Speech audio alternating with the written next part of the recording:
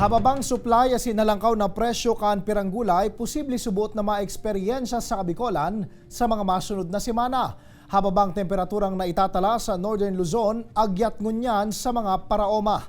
Asin yan ang tinutukan live ni Jessica Kalinog. Jessica?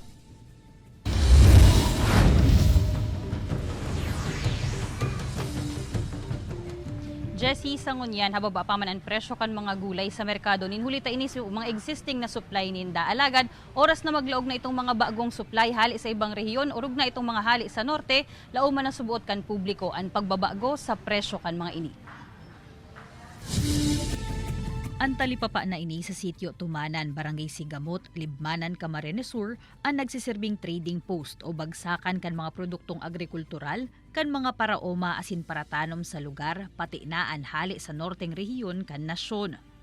Bastante asin mantinido man ang hababang presyo kan mga gulay asin iba pang produkto sa 35 pesos hasta 125 pesos kada kilo. Alagad ang mga gulay na haling norte, siring kan broccoli, cauliflower, patatas, carrots, repolyo asin bagyo pechay, posible na magmahal ninjes hasta 20 pesos kada kilo sa mga masunod na semana. Taon-taon po yan nangyayari. Dahil naman po yan maiiwasan dahil po sa klima. Minsan po sa sobrang init, so magdadagdag po ang saindang cost of production. And pag-abot naman po ngunyan sa sobrang lipot na po, nagiyelo ang saindang tanuman, malangkaw man po ang cost of production ninda dahil kadikit po ang saindang na-harvest. Sa pagikan kadiwa on wheels na programa kan Department of Agriculture, pigihinguha subuot ninda Robert na malimitaran ang paghiro sa presyo. Digdi farmer to market ang sistema, kaya iwas lugi sa mga paratanom, mantang abot kaya man para sa mga konsumidor. Sa kadiwa po, okay pong programa. Siguradong may makuha anakan sa muyang produkto, nadadarahon man lang idiyo.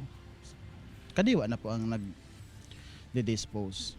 An sa indang mga produkto, pigdadaraman sa man iba-ibang lugar para ipabakal. Mientras tanto, pagtaong duon man kan Department of Agriculture Bicol, mayo nin direktang epekto sa Bicol Region ang sitwasyon sa norte. Tamag kaibaman ang mga produktong agrikultural.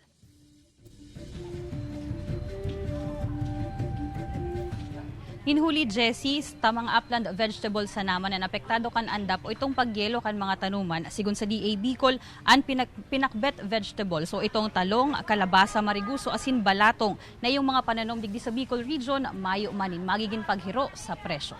Jessie?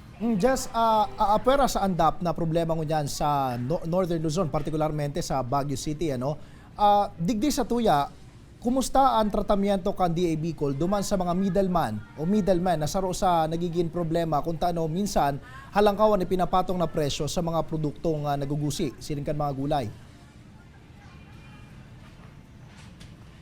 Jessie, sa ngunyan, ang pigpo-promote kan DA Bicol, itong kadiwa on wheels. Kumbaga, sa paagi katong mga farmers na igwaman yung mga produkto, duman sa kadiwa on wheels na programa kan DA Bicol, pigtatawan sindanin mga lunadan, asin iba pang mga kaipuhan, tanganing sindaman makapadarakan sa indang mga produkto sa man iba-ibang rehiyon, tanganing duman man ipapabakal nindaan mga produkto, and at the same time, makakakuha din sindanin produkto duman sa iba-ibang rehiyon na iyuman ang dadarahon digdi sa tuya. So, kumbaga, itong mga traders, pigtatawan sindanin, iba pang mga paagi. Tanganin, kumbaga, maging patas man itong makukuha ninda and itong ipapabakal din ninda na presyo na pwedeng-pwede or day man malulugi ang mga paraoma. At the same time, abot kaya man siya para duman sa mga konsumidor.